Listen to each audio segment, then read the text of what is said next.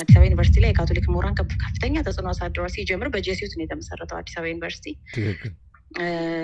አልተስተካከለም። አሁንም ድረስ የሆነ ነገሩ ኢትዮጵያዊ ይመስልና የሆነ ነገሩ አሁንም እንደተጣመመ ነው ያለው።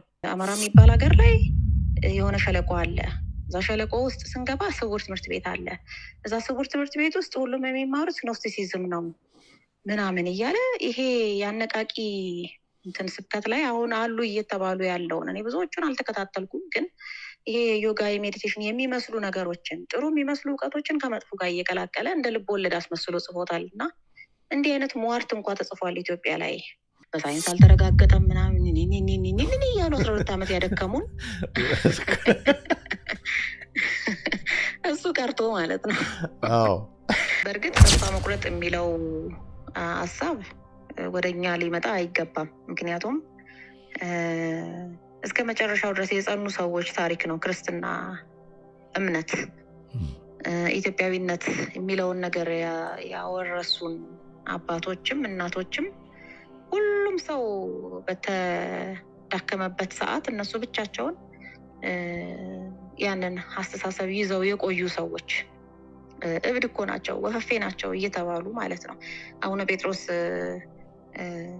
እስከ መጨረሻው ሰዓት ድረስ በኢትዮጵያ ያምኑ ነበረ።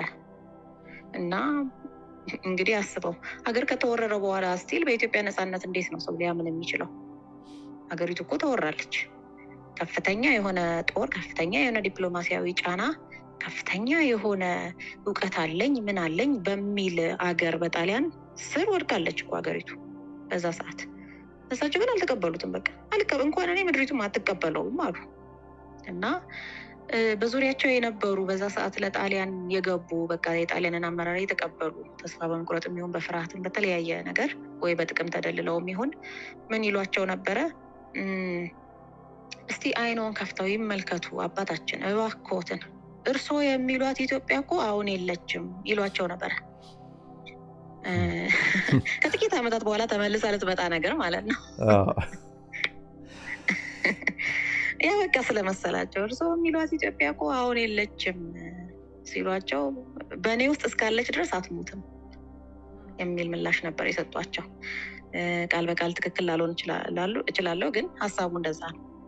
እሷ በእኔ ውስጥ እስካለች ድረስ አትሞትም፣ አለች፣ የለችም ሞታለች ነበር እያሏቸው የነበሩ። እና ይሄ ከባድ ነገር ነው። እናት ሞታለች የለችም እየተባለ አሁን አንድ ሕፃን ልጅ ቢነገረው ምን ሊሰማው ይችላል?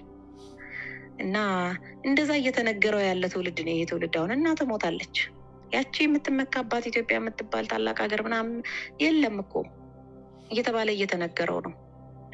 በኢትዮጵያውያን ሌላ አስተሳሰብ፣ ትውልዳቸው ኢትዮጵያዊ ውስጣቸው ግን ሌላ ዜጋ የሆነ ብዙ ሰዎች ተሰብስበው ጥቂቶቻችንን እንደዛ እያሉን ነው። የለችም እኮ ያቺ ታላቅ የምትሏት ሀገር አልፎባታል እኮ አሁን እኮ የሷ ጊዜ አይደለም፣ ሞታለች እኮ ቀርታለች እኮ ታሪክ ሆናለች እያሉን ያለበት ሰዓት ነው። ግን ያቺኛ ውስጥ እስካለች ድረስ እኛ ነን ያቺ ኢትዮጵያ ማለት። እኔ ራሴ ነኝ፣ አንተ ራስህ ነህ። የሚያምንባት ሁሉ ያስቀጥላታል። እነሱ ደግሞ ያፍራሉ። ከጥቂት ዓመታት በኋላ ያንን ነገር አይተው ወይም ከጥቂት ዘመናት በኋላ እግዚአብሔር በቀጠረው ጊዜ በተናገሩት ነገር ያፍሩበታል። ይሄ አይቀርም። ስለዚህ ተስፋ መቁረጥ የሚለው ነገር አይመለከተንም። ተጋድሎ ስለሆነ እስከ መጨረሻው ድረስ ነው። ትልቅ ሽልማትም ስላለው፣ ትልቅ በረከትም ስላለው፣ ቃል ኪዳን የሚያስገኝ ለትውልድህ የሚተርፍ ቃል ኪዳን የሚያስገኝ ስለሆነ ወደኋላ የሚባልበት አይደለም። አይቀበለው ተብሎ እዛው ይቀራል እንጂ እንትን አንልም ማለት ነው። ወደ ሊደርሺፕ አካዳሚው ስመጣ ግን ይሄን ነገር እንደ ሀሳብ ሳቀርበው ከተለያየ ፐርስፔክቲቭ ነው። አንደኛ አካዳሚ ትምህርት ቤት ያስፈልጋል። ምንም ምንድነው ማመቻመች የሌለው ግልጽና ቁርጡን ነገር እየነገረ ትውልድን የሚያሳድግ በቃ ስለዚህ ኢትዮጵያ ነው የምናወራልህ፣ አለቀ። ከሷ ፐርስፔክቲቭ ነው ሌላውንም የምናየው። ቅዱሳን ሌላውን ዓለም ካዩበት ፐርስፔክቲቭ፣ ከዛ አንግል እውነታው ይኸው፣ ከመጽሐፍ ቅዱስ እውነታው ይኸው። ማርኮ ፖሎም እንደዚህ ነበረ፣ ማጅላንም እንደዚህ ነበር፣ ፕሬስተር ጃንም እንደዚህ ነበረ የሚባለው እንደዚህ ቢሆንም እውነታው ግን ይሄ ነው። ቁልጭ አድርጎ የምንናገርበት ይህ ዙሪያ ጥምጥም የሌለው በሳይንስ አልተረጋገጠም ምናምን እያሉ 12 ዓመት ያደከሙን እሱ ቀርቶ ማለት ነው። እና ከዛ ውጪ ደግሞ እንደ ሃየር ኤጁኬሽንም ስታስበው ሊደርሺፕ አካዳሚን ስርዓተ መንግስትን የምናጠናበት ወይንም የሚያጠኑበት ለዛ ቅርበት ያላቸው ለምሳሌ አሁን በድሮ ጊዜ ነገስታት ምንድን ነበር ካሪኩለማቸው ቢባል እኮ እኛ ማወቅ ነበረብን። እኔ አሁን እንደ ትምህርት ባለሙያ ማወቅ ነበረብኝ። እንደ አንድ ኢትዮጵያዊ የትምህርት ባለሙያ ምንድን ነበር ነገስታት የሚማሩት?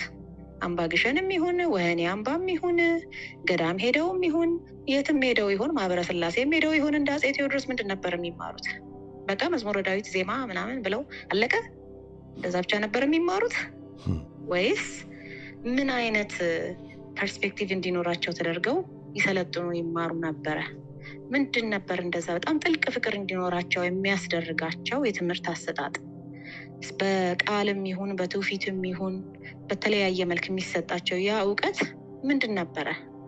በቃ አሁን ፎርማል ሆኖ ለሁሉም በሚገባ መልኩ ተደርጎ ምክንያቱም አድቫንስድ ለሆነው ትምህርት መንፈስ ቅዱስ የሚያጫቸው አሉ። እዛ ደረጃ እንኳ ባንደርስም ሁሉንም ሊያግባባ በሚችል ጥሩ ኮንስቲትዩንሲ ሊፈጥር በሚችል ጥሩ የአትክልት እርሻ እንዲኖር ሊያደርግ በሚችል መልኩ አትሊስት ለዜጎች ለማይፈልግ አይደለም ለሚፈልግ፣ ምክንያቱም እሱ ነው የሚቀጥለው። በቃ ይሄን እርግጠኛ ሆነን ማመን አለብን። ለሚፈልግ ማስቀመጥ እንዲቻል ይሄንን እንደ ሀሳብ ነው። አሁን እኔ በኢትዮጵያኒዝም ዙሪያ ያሉ ሊትሬቸሮችን ነው እንደዚህ አይነት አካዳሚ ቢኖር ላበረከት የምችለው። ነገር ግን ትራዲሽናል እውቀቱን የሚያውቁ ለምሳሌ የኢትዮጵያን ስርዓተ መንግስት የፍትሐ ነገስቱን አተረጓጉም ከነ ትርጓሜው ከነምኑ ብሉያትና ሐዲሳትን ከአገር ስርዓት ጋር አጣምረው ህገ ቤተክርስቲያንን፣ ህገ መንግስትን ያውን የምናወራውን ህገ መንግስት ሳይሆን የነገስታቱን ህገ መንግስት፣ ክብረ ነገስትን፣ ድርሳነ ጽዮንን የተጠሉትን አሁን ፌክ ናቸው ወይም ደግሞ እርግጠኛ ያልሆኑ ናቸው እያሉ የሚቀልዱትን ማለት ነው። አሁን የካቶሊክ ምሁራን አዲስ አበባ ዩኒቨርሲቲ ላይ የካቶሊክ ምሁራን ከፍተኛ ተጽዕኖ አሳድረዋል። ሲጀምር በጄሱት ነው የተመሰረተው አዲስ አበባ ዩኒቨርሲቲ። አልተስተካከለም። አሁንም ድረስ የሆነ ነገሩ ኢትዮጵያዊ ይመስልና የሆነ ነገሩ አሁንም እንደተጣመመ ነው ያለው። አዲስ አበባ ዩኒቨርሲቲ አልተስተካከለም አሁንም። እንደውም ይሄንን ኢንተርቪው በደንብ ቢሰሙ ደስ ይለኛል። እና ድርሳነ ጽዮን እኮ እውነተኛ ምንጭ አይደለም፣ ክብረ ነገስት እኮ አከራካሪ ነው እያሉ አስተያየት የሰጡበትን ሁሉ አቃንቶ እውነተኛውን አተረጓጎም ወስዶ የሀገር ስርዓት እንዲህ ነው መሆን ያለበት። ሰለሞናዊ ስርወ መንግስት ወይም ከዛ በፊት የነበረው የመልከ ጼዴቅ ስርዓት ማለት ከፍሪሜሰኖች ጋር ሲነጻጸር እንዲህ ነበረ እያለ በግልጽ አድርጎ እንዳልኩ ማመቻመች በሌለው መልኩ ቁልጭ አድርጎ አድቫንስድ ለሆኑት ደግሞ ላደጉት በእድሜ ወጣቶች ለሆኑት ወይም ከዛም በላይ የቤተክርስቲያን ትምህርት ለተማሩት ዘመናዊውን ትምህርት ለጨረሱት ይሄንን ሊያስተምራቸው የሚያስፈልግ ተቋም ብዬ ነው እኔ ሊደርሺፕ አካዳሚ ሊደርሺፕ ኢንስቲትዩት ያስፈልጋል የሚል ሀሳብ የሰጠሁት። እኛ ምንም በተለይ የኦርቶዶክስ ተዋሕዶ እምነት ተከታይ እንደ አንድ ኦርቶዶክስ ተዋሕዶ እምነት ተከታይ ይሄንን ስል ምንም አይነት ግዴታ የለብንም። ስለ ፕሮስፔሪቲ ጎስፔል ሲወራ የምንሰማበት መንግስት ከሃይማኖት ነፃ ይሁን ከተባለ ነፃ መሆን ነበረበት። ስናየው ግን ነፃ ሆኖ አልተገኘም። ስለዚህ እኛም የራሳችንን የማካሄድ የራሳችንን የመማር የማስተማር መብቱ አለን ማለት ነው። እና ይሄን መንግስት አንድ ማመሰግነው ነገር በዚህ በኩል በር ስለከፈተልን ነው። የፕሮቴስታንቱን የእስልምናውን የምኑን አመለካከት ይዞ ወደ መንግስት ስለመጣ እኛም ደግሞ የኦርቶዶክሱን አመለካከት ይዘን ወደ መንግስት መምጣት እንችላለን ማለት ነው። እና የእኛ እንደሚያሸንፍ እርግጠኛ ነኝ። እና ሊደርሺፕ ኢንስቲትዩት የሚያስፈልገው ሊደርሺፕ አካዳሚ የሚያስፈልገው በዚህ በኩል ነው ማለት ነው። እንግዲህ የሚገርመኝና የሚያሳዝነኝ አሁን እንደዚህ አንቺ እና አንቺን የመሰሉ ሰዎች በዚህ አይነት ትክክለኛ ኢትዮጵያን ወደ ከፍታ የሚወስድ መልእክቶችን ኦልሞስት የአባቶቻችንን መንገድ ሪማይንድ የሚያደርጉ ስራዎችን እየሰራሽ በተጓዳኝ ደግሞ ዛሬ አሁን በተለያየ መድረክ በሀገራችን እንደምናየው ትውልዱን ጭራሽ ግራ በሚያጋባ ሁኔታ ሞሮርሌስ ላይክ የሩቅ ምስራቁን አይነት ወይም በዮጋ ወደ ውስጥ ተመልክተ ነው ነቅተ የምትገኘው የሚል አይነት ቲችንጎች አሁን በጣም በሰፊው እየተስፋፉ ትውልዱን ኮንፊውዝ እያደረጉ ያለበትን ነገር እናያለን እና ወጣቱ ደግሞ እንግዲህ የሚሰበክለት ያው ሀብታም ትሆናለህ፣ ሰክሰስፉል ትሆናለህ። ምክንያቱም ብዙዎቹ ሰዎች እንግዲህ ራሳቸውን ያላቸው ሀብታም የሆኑ አድርገው ስለሚቀርጹ ትውልዱ ደግሞ ስራም ስለሌለው ችግርም ስላለበት ብዙ በለዚህ ነገር ውስጥ ወድቋል እና ይሄኛው ከምን አኳያ ነው አሁን አንቺን እንግዲህ የምትሰሪውን ስራ በተለይ ምሁራኑ ከተለያየ ክሪም ደላ ክሪም የምትዩ የሶሳይቲው አንቺን በመደገፍ ዙሪያ ምን ያህል እየተንቀሳቀሰ ነው ወይስ አሁን ይሄ በሚያነቃቁት ሰዎችን ዙሪያ ብቻ ነው የሚደግፉት? እሱ ላይ እስኪ ብትሄጂበት።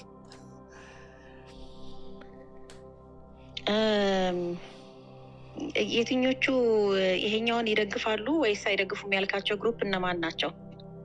ቤዚክሊ አሁን እንዲሆንልኝ መጨረሻ ላይ ያልከኝ እነማን ናቸው እነዚህ ሰዎች የሚደግፏቸው ለሚለው ቤዚክሊ አሁን እንደምታየው እንግዲህ በዮጋ ወደ ውስጥ ማየት ይሄ ምንድነው እሱ ገብቶኛል። እነሱ አሁን የሚደግፉ ምሁራን የሚባሉ እውነት በጣም በብዙ ነገር ኢትዮጵያን አሁን የሚባሉት እናያቸዋለን። በስብሰባ በአዳራሹ ውስጥ አብረው ሆነው ትውልዱን እንደውም ዛሬ ነው ትናንትና የሆነ ስብሰባም ነበረ ትውልዱን እናድን የሚል ሙቭመንት ጀምረው ግን ትውልዱ የሚድነው ግን በእንደዛ አይነት መንገድ አንቺ እኛውን እየተነጋገርን ባለ ነው የኢትዮጵያን ፋውንዲንግ ፕሪንሲፕል በማስታወስ ላይ አይደለም፣ የአባቶቻችንን መንገድ በማስታወስ ላይ አይደለም። እሱን አይቀበሉም። እነሱ የሚቀበሉት አሁን አንድ ቤት ውስጥ ቁጭ ብሎ አንደኛ ነገር ያው እንግዲህ ዮጋን በማስከተል ወደ ውስጥ በመመልከት አሉ አይደለም እነኚህ ትምህርቶች እነሱን ከቡዲዝም ከዮጋው የተውጣጡትን በዛ ነው እንግዲህ ትውልዱን የሚያድኑትና እነሱ ሲደገፉ ብዙ ፕሮሞሽን ሲደረግላቸው አያለው። በጣም ሚዲያም ተሰጥቷቸው ያንቺን ግን እና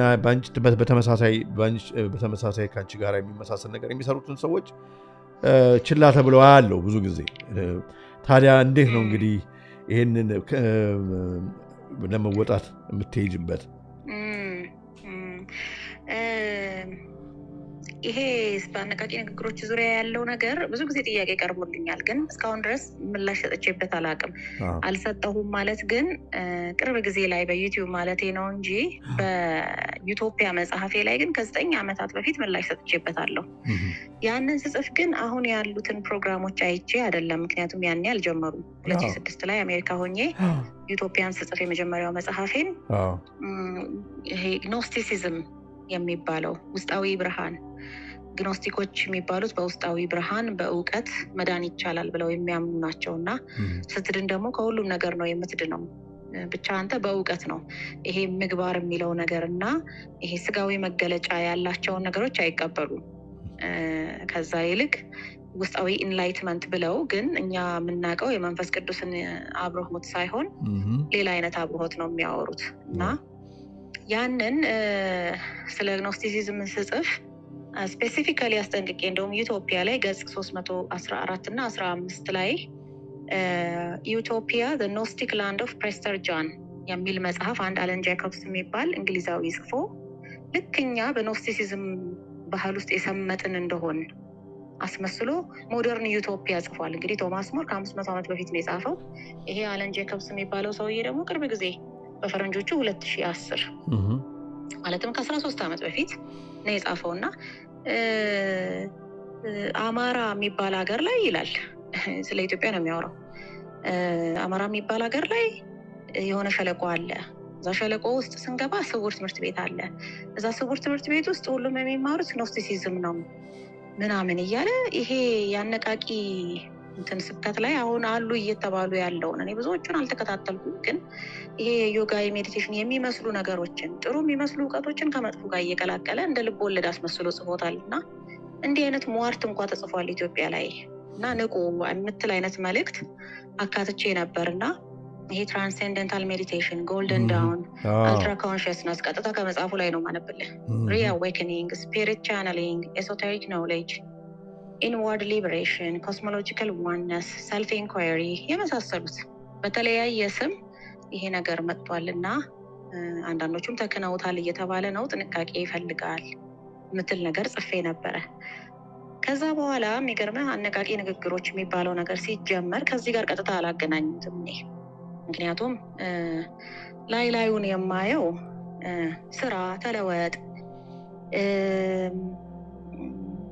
በቃ ስፖርት መስራት ካለብህ ስፖርት ስራ፣ ሞቲቬሽንህን ጨምር፣ ጊዜህን በአግባቡ ተጠቀም የመሳሰሉት ስለሆነ እንዲሁ ላይ ላዩን እንደ ምክር አድርጌ ነበረ የምወስዳቸው። ምክንያቱም ቁጭ ብዬ ስለማልከታተላቸው ርዕሳቸውን ብቻ ያለው ጥሩ ነው፣ ጥሩ ምክር ፕሮግራም ተጀምሯል ለወጣቶች እያልኩ ብቻ አልፈው ነበረ ከፍቼ ያላየው። በኋላ ላይ ነው እንግዲህ የተለያየ ሰው ኮንሰርን እያለ ሲመጣ እኔም ጥያቄዎች ሲበዙብኝ አንዳንዶቹን ከፍቼ ማየት ስጀምር ከ9 ዓመት በፊት የጻፍኳቸው ነገሮች አሁን እየተሰበኩ አገኘኋቸው። አልፎ አልፎ ማለት ነው እንግዲህ እነዚህ ኢንዋርድ ሊበሬሽን ምናምን፣ ስፒሪት ቻነሊንግ፣ ውስጣዊ አይን መከፈት እየተባለ የሚገርመው ይሄ ነገር አሁን ቴዎሎጂ ጥናትም ውስጥ እየገባ ይመስለኛል። አንዳንድ ያየኋቸው መጽሐፍት አሉ በየመጽሐፍት ቤቱ ሲሸጡ፣ የሃይማኖት ተማሪዎች፣ የቴዎሎጂ ተማሪዎች የሚሆኑ ሌሎች ስለ ሃይማኖት ማወቅ የሚፈልጉ ሰዎች እየገዙ የሚያነቧቸው እና ሚስቲሲዝም ኤንድ ኦርቶዶክሲ ምናምን አይነት ርዕስ ያላቸው ማለት ነው የመነኮሳት ህይወት አስመስለው ማለት ነው። የመነኮሳት ህይወት ይህንን ነገር ከሜዲቴሽን እና ዮጋ ጋር የሚያያዝ እንደሚመስል አይነት እና በብዙ መልኩ እየገባ ሳየው አሁን ነው እኔም ራሴ አነቃቂ ንግግሮች በኩል ሁለቱን ለያይቼ ነበር ማያቸው። የግድ እኮ መመሳሰልም አልነበረባቸውም። አሁን ለወጣቱ የምክር አገልግሎት ማዘጋጀት የሚፈልጉ ይሄ ዩት ኢምፓወርመንት ወይንም ወጣቶችን ማበረታታት፣ ማነቃቃት፣ መንገድ ማሳየት የሚለው ነገር የግድ በዚህ በኩል መሆን አልነበረበትም። ብዙ ዘዴዎች አሉ። ስለ ታይም ማኔጅመንት፣ ስለ ላይፍ ስኪል የሚማሩባቸው ዘዴዎች አሉ። ይሄንን ግን እየቀላቀሉ እንደሆነ ሳየው ደንግጫለሁ። ኦፊሻሊ በመምጣቱ ማለት ነው። ያንተ ባክግራውንድ የሚሰራ ነበር የሚመስለኝ እና አሁን ይሄንን እንግዲህ የሚደግፉት ለምንድን ነው ሲባል የዘመኑ ስለሚመስላቸው ነው። አሁን ምሁራንም ይሁን ሰባኪያን እንደዚህ አይነት ነገሮችን ሲደግፉ ከውስጡ የፕሮቴስታንቲዝም እምነት የሚመስል ነገር አለው፣ የፍሪሜሰን ቲቺንግ የሚመስል ነገር አለው፣ የኢሉሚናቲዎች አስተምህሮ የሚመስል ነገር አለው። ምክንያቱም ለዚህ ሁሉ መሰረቱ ግኖስቲሲዝም ነው። ግኖስቲኮች ናቸው ይህን ሁሉ ነገር የፈጠሩት ጥንት ማለት ነው። እና ያንን መሰረቱን ካለመረዳት ግኖስቲሲዝም ማለት አሁን ብዙ ጊዜ አጥብበው ነው የሚረዱት ቤተክርስቲያን ዙሪያ ያሉ ሰዎች ጋብቻን አይቀበሉም፣ በእውቀት ይዳናል ብለው ያምናሉ። ከዚች ውጭ በቃ ሌላ ነገር ያለ አይመስላቸውም። ግን በጣም ሰፊ ነገር ነው። ስለ ኢኮኖሚ፣ ስለ ፖለቲካ፣ ስለምን ብዙ የራሱ የሆነ አመለካከቶች አሉት ግኖስቲሲዝም። እንደውም ኢሉሚናቲ ማለት ሌላ ስሙ ግኖስቲሲዝም ነው። እና ይሄንን ነገር ካለመረዳትና የዘመኑ የተራቀቁ እየመሰላቸው ከዘመኑ ጋር የሄዱ እየመሰላቸው ይሄ የተለመደውን ሃይማኖታዊ ወሬ ብቻ ወይም ደግሞ የተለመደውን ደረቅ ሳይኮሎጂ ብቻ ከማውራት ይሻለኛል በሚል ስሜት ይመስለኛል ወደዚህ እየተሳቡ የመጡት። ግን መንፈስን የሚጋብዝ ማንፈልጋቸውን አይነት ክፉ መናፍስት ወደ ራስ የሚጋብዝ ነገር መሆኑን ተረድተው እንደ እውቀት ብቻ በሩቁ ስለዛ ነገር ሊያውቁ ይችላሉ። የሚያስፈልጋቸው ነገር ካለ እየመረጡ በጥንቃቄ ከውስጡ ሊወስዱ ይችላሉ። ከዛ ውጭ ግን በጣም ኢመርስድ ሆኖ እንዲህ አይነት ነገሮችን ማጥናት እንደማይገባ በዚህ አጋጣሚ እንግዲህ እኔም ራሴ መግለጽ እፈልጋለሁ ማለት ነው። ምንም እንኳን መልሴ ቢዘገይም ብዙ ሰው ስለጠየቀኝ በዚሁ ገልጸሽዋል። በዚሁ እንግዲህ መልስ ሰጥቼበታለሁ ማለት ነው። ጥንቃቄ ይፈልጋል በጣም የሚለውን ነገር